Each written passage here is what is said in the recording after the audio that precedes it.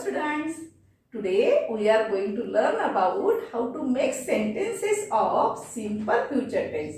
चला तर विद्यार्थी मित्रांनो, आज आपण सिंपल फ्युचर टेन्स ची वाक्य कशा प्रकारे बनवायची हे आज आपण बघूया.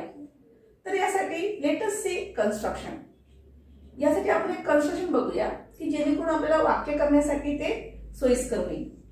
बघा, subject plus shawl oblique will plus V1 plus object म्हणजेच काय, करता प्लस शॉल किंवा विल प्लस क्रियापदाचे पहिले रूप प्लस कर्म.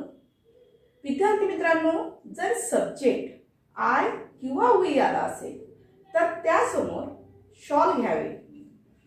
त्याचबरोबर आय आणि वी सोडून जर इतर कोणताही सब्जेक्ट आला असेल, such as he, she, it, they, you, singular and plural subject किंवा नाउन वगैरे, जर यापैकी कोणताही सब्जेक्ट आला असेल तर अशा वेळेस ठिकाणी काय घ्यायचं विद्यार्थी मित्रांनो, विल वापरावे.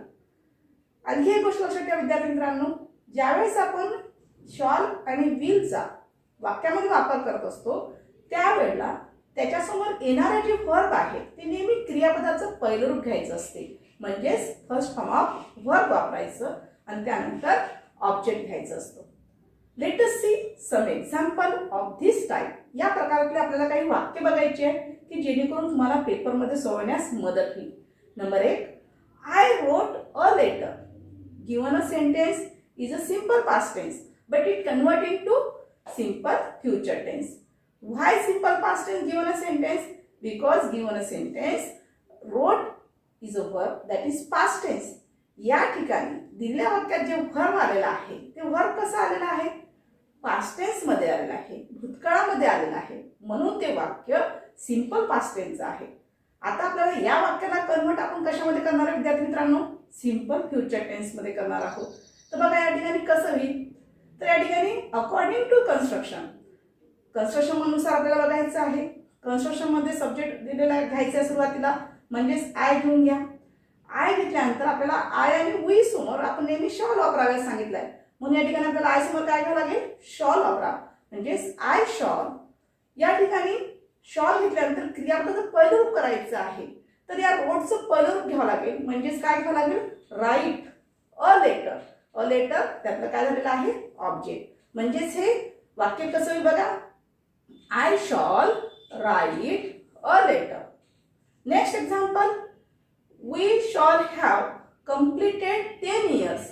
बघा, दिलेल्या वाक्यामध्ये तुम्हाला काय काय दिसते आहे, या वाक्यामध्ये सब्जेक्ट पण आलेला आहे, त्याचबरोबर शॉल हॅव आलेला आहे जे परफेक्ट टेन्स मध्ये यूज केला जात असतो, फ्युचर परफेक्ट मध्ये. आणि त्यानंतर क्रियापदाचं तिसरं रूप दिसते आहे आणि त्यानंतर वाक्यामध्ये ऑब्जेक्ट आलेला आहे.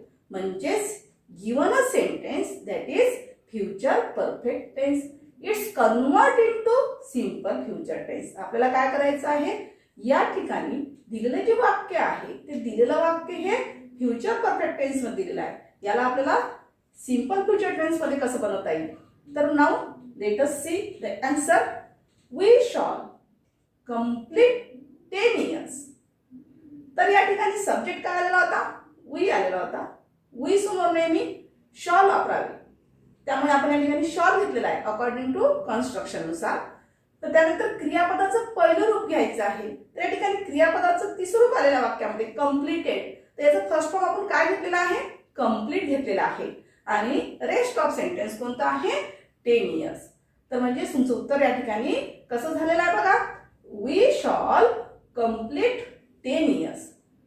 Next example, the bird had built a nest. असं दिलेलं वाक्य आहे. दिलेल्या वाक्यामध्ये 20 things included, कोणत्या गोष्टीचा समावेश केलेला आहे, या वाक्यामध्ये हॅड पण आलेला आहे आणि हॅडच्या समोर नेहमी कोणतं रूप असते, क्रियापदाचं थर्ड फॉर्म आलेलं असते. म्हणजेच क्रियापदाचं तिसरं रूप आलेलं आहे.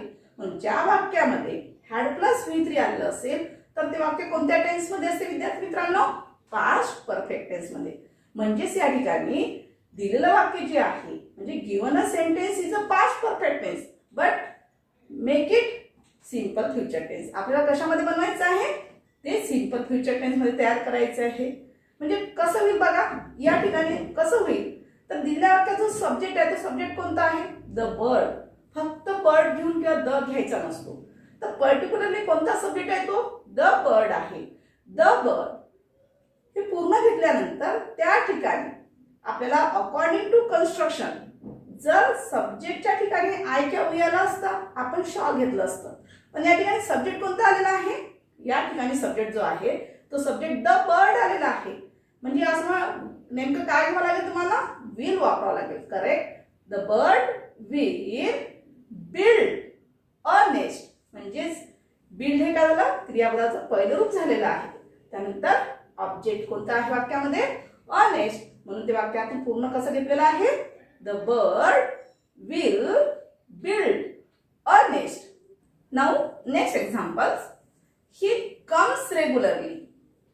या वाक्यामध्ये कोणता टेन्स दिसतो विद्यार्थी मित्रांनो? Simple present tense. कशावर ओळखलं आपण? सगळ्यात पहिले त्या वाक्यातलं व्हर्ब ओळखायचं. त्या व्हर्बला काय लागून आलेलं आहे? या ठिकाणी यस कनेक्ट लागून आलेलं आहे. म्हणजेच फर्स्ट फॉर्म ऑफ व्हर्ब दिलेला आहे पण त्याला यस लागून आलेला आहे. म्हणजेच ते वाक्य कोणत्या टेन्समध्ये झालेलं आहे? सिंपल प्रेझेंट टेन्समध्ये. मग सिंपल प्रेझेंट टेन्स दिलेलं वाक्य आहे त्याला कन्वर्ट इनटू आपल्याला काय करायचं आहे? सिंपल फ्युचर टेन्समध्ये करायचं आहे. तर अकॉर्डिंग टू कन्स्ट्रक्शन, जे दिलेलं कन्स्ट्रक्शन आहे त्या कन्स्ट्रक्शनचा आधार घेऊन आपल्याला वाक्य बनवायचं आहे. कसं होईल बघा. सगळ्यात पहिले वाक्यामध्ये कोणता व्हर्ब आहे, कोणता सब्जेक्ट आहे आणि कोणतं ऑब्जेक्ट आहे पहिले आपण लेट अस सी. आपण बघूया. तर या ठिकाणी ही हा सब्जेक्ट आलेला आहे. त्याचबरोबर व्हर्ब का दिसते आहे? कम्स दिसते आहे. आणि जे रेस्ट ऑफ सेंटेन्स आहे ते म्हणजे त्यामधलं काय आलेलं आहे? फक्त रेग्युलरली. त्याला आपण जनरली ऑब्जेक्ट वगैरे असं म्हणत असतो. तर याचं कशा प्रकारे सॉल्व करता येईल? सिंपल फ्युचर टेन्स कसा होईल याचा बघा. He will come regularly. अशा प्रकारे त्या ठिकाणी त्याचं आन्सर तयार होईल. या ठिकाणी घेताना फक्त आपल्याला व्हर्बचं फर्स्ट फॉर्म घ्यायचं आहे. जरी या ठिकाणी यस कनेक्ट लागलेला आहे तो यस कट करायचा आहे, कारण मेन व्हर्ब घ्यायचा आहे आपल्याला. शॉल किंवा विल या समोर नेहमी मेन व्हर्बच येत असतो. एवढं एक तुम्ही लक्षात ठेवायचं विद्यार्थी मित्रांनो. त्याच्यामुळे त्याला यस जर तुम्ही लिहिलं तर ते उत्तर तुमचं काय होईल? रॉंग होईल. म्हणून त्या ठिकाणी घेताना V1 घेताना काळजीपूर्वक घ्या की या ठिकाणी उत्तर लिहिताना पुन्हा बघा कसं होईल. ही विल कम रेग्युलरली यासारखं त्या ठिकाणी तुम्हाला काय करावं लागेल? वापर करावा लागेल. Now next example. Plants are growing. Given the sentence. दिलेल्या वाक्यामध्ये प्लांट्स हा सब्जेक्ट आलेला आहे. आर हे टू बी रूप आलेलं आहे आणि व्हर्बला काय लागून आलेला आहे? ING म्हणजेच ग्रोविंग. मग दिलेलं जे वाक्य आहे हे वाक्य कोणत्या टेन्समध्ये दिसते आहे? या ठिकाणी प्रेझेंट प्रोग्रेसिव्ह टेन्स दिसतो आहे. कारण या वाक्यामध्ये use present to be form as well as continuous action. म्हणजे दिलेल्या वाक्यामध्ये प्रेझेंट टेन्स टू बी रूप आलेलं आहे जे की आर आलेला आहे आणि व्हर्बला ING लागून आलेला आहे. म्हणजेच त्या ठिकाणी दिलेलं वाक्य कोणत्या टेन्समध्ये दिसते तुम्हाला? या ठिकाणी दिलेलं वाक्य हे प्रेझेंट प्रोग्रेसिव्ह टेन्समध्ये दिसते आहे. याला आपण प्रेझेंट कंटिन्युअस टेन्स सुद्धा असं म्हणत असतो. तर याला आपल्याला सिंपल फ्युचर टेन्स कन्वर्ट करायचं असेल तर कसं होईल बघा. या ठिकाणी प्लांट्स विल ग्रो. म्हणजेच प्लांट्स हा त्या वाक्यातला काय झालेला आहे? सब्जेक्ट झालेला आहे. तो ये सब्जेक्ट हा एक गोष्ट येऊ द्या किंवा अनेक गोष्टी येऊ द्या. सिंपल फ्युचर टेन्स तयार करत असताना त्या ठिकाणी तुम्हाला कशाचा वापर करायचा आहे? विल वापरायचा आहे. त्यामुळे आपण वाक्यामध्ये काय यूज केलेलं आहे? विल वापरला. आणि यासमोर नेहमी क्रियापदाचं फर्स्ट फॉर्म वापरायचं आहे. म्हणजे पहिलं रूप घ्यायचं आहे. तर या वाक्यामध्ये ग्रोविंग दिलेलं आहे तर ग्रोविंगचं आपण पहिलं रूप काय घेतलेलं आहे? ग्रो. म्हणजे तुमचं उत्तर कसं झालेलं आहे विद्यार्थी मित्रांनो? Plants will grow. Number next. He will have left the town. बघा दिलेले वाक्य हे कसं दिसते आहे? Which tense here? Future perfect tense. कशावरून लक्षात आलं आहे? तर त्या वाक्यामध्ये विल हॅव प्लस V3 म्हणजे दिलेल्या वाक्यामध्ये तुम्हाला दोन गोष्टी लक्षात द्यायच्या आहेत. तर ते वाक्य कोणत्या टेन्समध्ये पटकन लक्षात घ्यायचं. त्या ठिकाणी विल हॅव आलेला आहे आणि विल हॅवच्या नंतर क्रियापद तिसरं रूप दिसते लेफ्ट, म्हणून ते वाक्य हे कोणत्या टेन्समध्ये दिसते तुम्हाला? फ्युचर परफेक्ट टेन्समध्ये. याला आपल्याला कन्वर्ट कशामध्ये करायचं आहे? सिंपल फ्युचर टेन्समध्ये करायचं आहे. म्हणजेच कसं आहे विद्यार्थी मित्रांनो बघा, he will leave the town, अशा प्रकारचे वाक्य तयार होईल. पण या ठिकाणी जो सब्जेक्ट घेतला तो सब्जेक्ट कोणता आहे? ही आहे. ही समोर आपण फ्युचर टेन्स मध्ये जे हेल्पिंग वर्ब यूज करतो ते म्हणजे कोणतं यूज केलेलं आहे? विल. आणि लेफ्टचं पहिलं रूप काय होते? जे लेफ्ट हे जे वर्ब दिलेलं आहे त्या लेफ्टचं पहिलं रूप काय घेतलेलं आहे? इथे लिव्ह घेतलेलं आहे आणि त्यानंतर रेस्ट ऑफ सेंटेन्स घेतलेला आहे. ठीक आहे. चला next example. Kanta gave me a bell. दिलेल्या वाक्यामध्ये सब्जेक्ट जो आहे तो सब्जेक्ट कोणता दिसतो आहे? एक नाउन आहे. कुठलं नाउन आलेलं आहे? कांता हा सब्जेक्ट झालेला आहे. तर या ठिकाणी दिलेल्या वाक्यात वर्ब आलेला आहे, पण which verb use in it? Past tense. Gave हे पास्ट टेन्स मध्ये आहे, त्यामुळे ते वाक्य जे आहे ते वाक्य कोणत्या टेन्स मध्ये दिसते तुम्हाला? सिंपल पास्ट टेन्स मध्ये. याला आपल्याला कन्वर्ट कशामध्ये करायचं आहे? सिंपल फ्युचर टेन्स मध्ये करायचं आहे. म्हणजेच या ठिकाणी कसं आहे विद्यार्थी मित्रांनो बघा, जो सब्जेक्ट दिलेला आहे तो सब्जेक्ट जसा तसा खाली घ्या. म्हणजेच Kanta, Kanta will give me a bell. कारण विलच्या नंतर आपल्याला क्रियापदाचं पहिलं रूप पाहिजे आहे. म्हणजे गिव्ह हे जरी पास्ट टेन्स जरी असेल त्याचं फर्स्ट फॉर्म आपल्याला यूज करायचं आहे. म्हणून या ठिकाणी वाक्यामध्ये काय घेतलेलं आपण? गिव्ह घेतलेलं आहे, गिव्ह.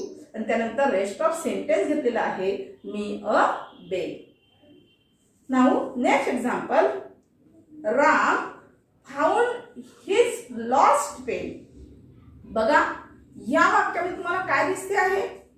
दिलेल्या वाक्यामध्ये जो सब्जेक्ट आलेला तो सब्जेक्ट सुद्धा काय आलेला आहे? राम आलेला आहे. राम हा सिंग्युलर आहे, एक नाउन म्हणून आलेला आहे. त्याचबरोबर या वाक्यामध्ये जे वर्ब वापरला आहे ते वर्ब सुद्धा कोणतं वापरलेलं आहे? पास्ट टेन्स वापरलेला आहे, फाउंड. आणि ऑब्जेक्ट कोणता दिलेला आहे? His lost pen. तर या ठिकाणी या वाक्यामध्ये जे दिलेलं वाक्य आहे त्या वाक्यामध्ये सिंपल पास्ट टेन्स यूज केलेला आहे. It's convert into simple future tense. बघा कसं होईल? Ram will find his lost pen. म्हणजेच या ठिकाणी राम हा सब्जेक्ट घेतलेला आहे, फ्युचर टेन्स हेल्पिंग वर्ब कोणतं घेतलेलं आहे? विल वापरलेलं आहे आणि क्रियापदाचं पहिलं रूप म्हणजे ज्याला आपण फर्स्ट फॉर्म ऑफ वर्ब म्हणतो आहे तर या ठिकाणी फाउंडचं पहिलं रूप काय घेतलेलं आहे? फाइंड वापरलेलं आहे. आणि बाकी rest of sentence his lost pen. Number next. Mister Shastri taught a lesson. बघा दिलेल्या वाक्यामध्ये सुद्धा तुम्हाला इथे काय दिसते आहे? सब्जेक्ट कोणता दिसतो आहे? फक्त मिस्टर नाही तर मिस्टर शास्त्री हे पूर्ण नाव आहे. मिस्टर शास्त्री, त्याच्यामुळे पूर्ण सब्जेक्ट घ्यायचा. त्यानंतर सब्जेक्ट घेतल्यानंतर तुम्हाला काय दिसते वाक्यामध्ये? वर्ब दिसतोय. पण वर्ब हे कोणतं रूप दिसते आहे? सेकंड फॉर्म ऑफ वर्ब दिसते आहे. काय आहे? टॉट. आणि त्यानंतर ऑब्जेक्ट दिसते. म्हणजेच या वाक्यात सिंपल पास्ट टेन्स यूज केलेला आहे. या सिंपल पास्ट टेन्सचा आपल्याला कन्वर्ट कशामध्ये करायचं आहे? सिंपल फ्युचर टेन्स मध्ये कन्वर्ट करायचं आहे. म्हणजेच कसं होईल बघा, mister Shastri will teach a lesson. म्हणजे हा जो टॉट हे वर्ब आलेला तो वाक्यामध्ये या क्रियापदाचं पहिलं रूप घेतलेलं आहे. आपण टॉटचं पहिलं रूप काय घेतलेलं आहे? या ठिकाणी टीच घेतलेलं आहे.